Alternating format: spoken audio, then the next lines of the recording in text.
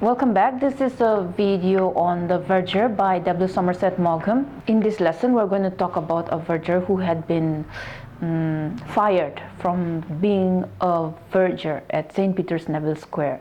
The protagonist that we're going to be talking about is Albert Edward, who has been a verger in St. Peter's Neville Square. As the story opens, we find that Albert Edward was still in his verger gown. He is described as one of the senior most in St. Peter's Neville Square. St. Peter's Neville Square is also described as a very important church.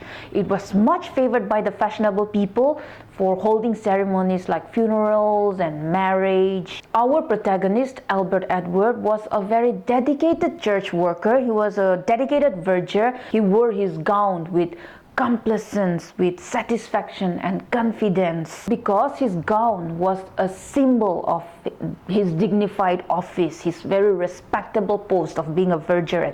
He was so proud of being the verger of St. Peter's Neville Square that without his gown, he felt insufficiently dressed. He felt uncomfortable, and he had this disconcerting sensation of being insufficiently clad, half naked. He took great care of his gown. He pressed it and ironed it and cleaned it himself. In fact, he was working there for 16 years. He had been a verger for 16 years, so he had so many gowns in possession. He would clean them up, and even though they were old, he would fold them up neatly, wrap it up in a brown paper, and put it in the bottom of his wardrobe. And as a dutiful verger that he is, after the church service, he cleaned up the mess, he tidied up the place, he placed the chair wherever it had to be kept, and then he was waiting for the vicar to come down and walk out of the room so that he could also close the church door and go home and have his warm cup of tea that his wife would be making for him. That particular day, he had to do extra work because there was christening of a child in the church at St. Peter's. You know, we Baptists, we have baptism. So the Catholics, they have christening. Now he was waiting for the vicar to finish his work and go back home. But the vicar seemed to be extra busy that day. So the verger thought, what is he hanging about for? Why is he not finished yet? Albert Edward is not very comfortable with the vicar because the vicar is said to be a newly appointed one, a rat-faced, energetic man in his 40s. The verger here, Albert Edward, describes that he liked the old vicar better because there's a great difference between the new vicar and the old one. The old one was easygoing, slow, and liked things just that way, but the new vicar wanted change. He wanted to bring a transformation about in St. Peter's Neville Square, and after he came, there has been strict rules that they had to follow. The old vicar did not like changes, and he just liked things to be just that way. And also, he was not someone who would be bothered by other people's business. But this new vicar, he liked changes, he wanted to bring transformation, plus he wanted to have his finger in every pie. That means he would meddle with everyone's business. The new vicar came from the East End, like totally different worlds from London. So since he came from a very different environment, the verger here says that he will need time to adjust with the fashionable class of society at St. Peter's Neville Square. But give him time and he will be able to adapt to the norms of this environment. Now, just as the verger was thinking why this vicar is taking so long, the vicar came down and walked down the aisle, and when just as he was a distance away from the verger that he could speak in a low voice, he asked, Albert Edward, would you come into the vestry for a minute? We need to talk. And as they walked into the vestry, Albert Edward was surprised or shocked to see that two church wardens were already sitting in the vestry waiting for them. And when he saw the two church wardens in the vestry, the first thought that came to his mind was that, oh, the organist, the musician in our church recently got into trouble. Albert Edward thought, so am I in trouble? But Albert Edward was a calm man, and he looked at the church wardens, and then he realized that, oh, maybe the vicar had talked them into a very uncomfortable situation because they did not look pleased. The verger, Albert Edward, tried to look calm and composed. He stood respectfully and dignified. After all, he was one of the senior-most church workers at St. Peter's Neville Square. And even before getting into the service of being a verger, he used to work as a page boy to a merchant prince. And because of his good character, he rose from the 4th footman to the 1st footman. He also worked as a butler to a widowed peeress when he heard about the vacancy in St. Peter's Neville Square and came in.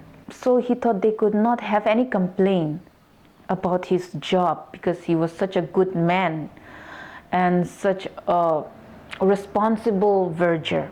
The vicar sat between the two church wardens and started to say that, look, Mr. Foreman, we have no complaint against you about you not doing your duties well. You have been very satisfactory in your work, but a most extraordinary news came to me that you are illiterate. Albert Edward Foreman was illiterate, and he had held the post of being a verger and discharged his service satisfactorily for 16 years without being able to read or write. The two church wardens and the vicar were surprised to find out that Albert Edward could neither read nor write and asked him if he could learn now. But Albert Edward's face showed no sign of embarrassment. He was not embarrassed about the fact that he could neither read nor write, and he just said that, the old vicar said that it's okay. The old vicar, he thought that this present generation, these boys and girls, make a big deal about learning how to read or write. In fact, instead of doing that, they should be doing something that is worthwhile. And he also says that I tried to learn how to read or write when I was 12 years old. The cook tried to teach me how to read and write, but I just didn't get the interest to learn how to read or write. One of the wardens asked him, but don't you want to know what is going on around the world? Don't you ever want to read the news? Don't you ever want to write a letter? The verger calmly replies that, oh, these days there are these pictures, and through these pictures I get to know what is going on around the world. I just don't have to read, or I just don't have to write. And in fact, if I wanted to write a letter, my wife is quite a scholar. She can write. She used to write letters for me whenever I needed. Me being unable to read or write does not make me an abnormal man. But the vicar is of a totally different opinion. He said that, look, in a church like St. Peter's Neville Square, which is a sophisticated church, we cannot have a verger who is illiterate, who does not know how to read or write, and we cannot afford scandals, or we cannot afford controversies created out of the fact that you, the verger, don't know how to read or write. So the vicar suggested Albert Edward that do learn how to read or write within 3 months, or else you will be fired. Upon this, the verger simply said that, oh, in that case, I don't think I will ever be able to read or write within 3 months, because see, when I was a little kid, I could not learn how to read or write, and now I am too old a dog to learn new tricks. I'm too old to learn things now. And without any sign of embarrassment or anger, the verger simply said that, in fact, if you find someone who can hold my post, I will be happy to hand my resignation. Now he had been serving in St. Peter's Neville Square for forever. And suddenly he had to quit his job. The thought that he had to quit his job was tearing him apart from the inside, but outside he looked calm and respectful as possible. He wished the vicar and the two church wardens to have a good day, and then he went out. He took off his verger's gown and placed it properly in his wardrobe and closed the door behind him and walked down the street. If it were someone like me to take the place of being fired by someone who have a different opinion, I don't think I will take that very respectfully or calmly. I don't even think I will fold my verger's gown. But anyway, the verger here, Albert Edward, he was a very calm man. He simply did whatever he usually does, and then he went out and walked down the street. And as he was walking down, so many thoughts and tensions were going on inside his mind. Now that he was a verger of St. Peter's, Neville Square, a very high post, a very respectable position, honorable position, he cannot come down to doing odd jobs. It would be a disgrace. And with a heavy heart and full of tension, as he was walking down the street, instead of taking the right path, he took the wrong turn and started walking down. He had always thought that he would be a verger at St. Peter's, Neville Square till death.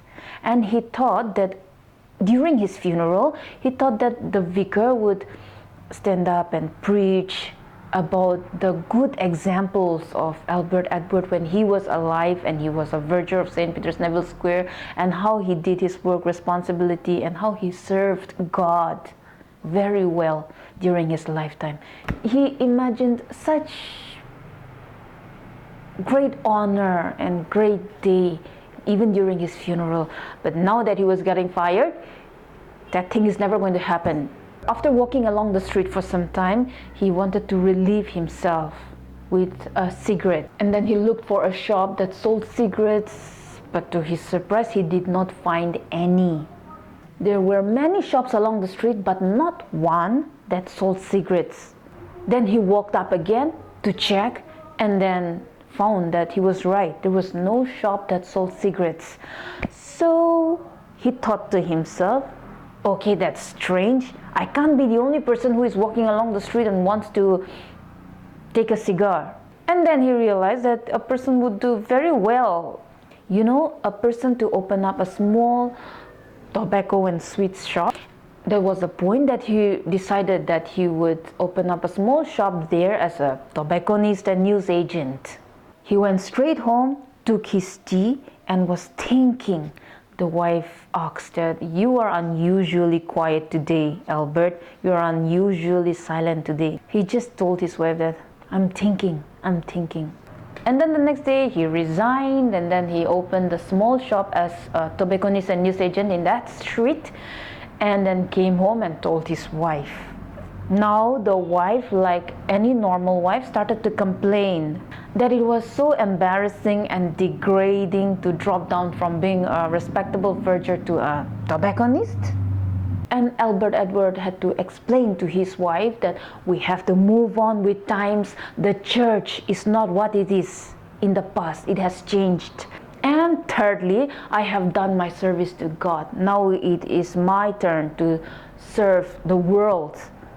It is time for me to render unto Caesar what is Caesar's. This metaphorically means that I have served God for so many years, and now it is my duty to serve the world. At the end of the day, it was his wife's duty to support her husband, so she continued to do so. It was such a blessing in disguise because all these years, Albert Edward never realized that he had such talent in business.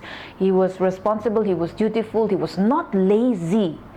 And though he was not able to read or write, in fact, his talent was in the fact that he could work hard, and he was dedicated, and he was responsible, and he was punctual. So he did very well as a tobacconist. See, only during the most challenging times do we discover our true potentials. I guess that's why they say necessity is the mother of inventions. Only when you need something to be done desperately, that's when you realize what you are capable of. Albert Edward opened different shops, different years, and kept a manager of the shop, and then he went on looking for another street that had no tobacconist. He continued doing so, and in a course of 10 years, he acquired no less than 10 shops in London. In fact, he was making money hand over fist. Every Monday, he would go around the shops, collect the money, and take it to the bank and deposit it. One morning, when he went to deposit the money, the manager asked to see him. So he went to the manager and they talked. The manager asked, "Hey, Mr. Albert Edward, did you know how much money you kept in our bank?" Albert Edward simply replied, "Maybe a pound or two, sir. In fact, I have no idea."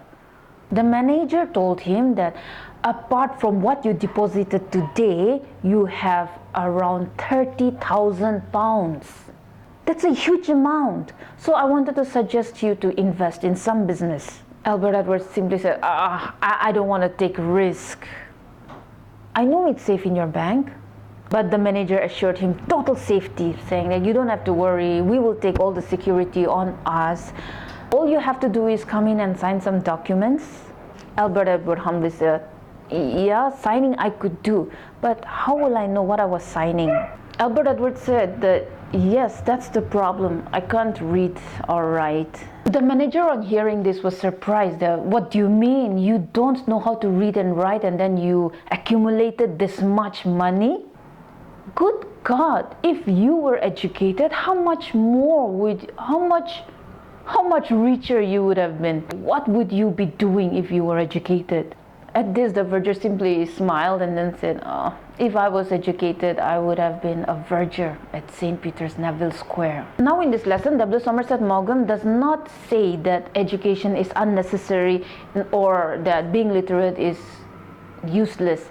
In fact, he wants to tell his reader that it is through determination and struggle and being patient and knowing your potential that pushes you higher in life. It is not just being able to read or write, or it's not just education alone, but knowing who you really are, knowing what you are actually capable of, facing your biggest fears and challenging yourselves, not just being okay with your comfort zone and exploring yourself, exploring your abilities. It's about blessing in disguise. If the verger was still comfortably staying at St. Peter's, Neville Square with his fellow men and with the old vicar, he would never be able to become this established businessman. But it is because he had to face this very unacceptable vicar, and the fact that he was fired and then he had to struggle to keep up his family, to keep his family together. That's the reason why he had to explore things, and then he had to bring ideas on his own. He had to be creative and he had to work hard. He had to struggle, and that's how he reached the position of being an established businessman. That's all from me today. I hope you learned a little bit from this video. Thank you.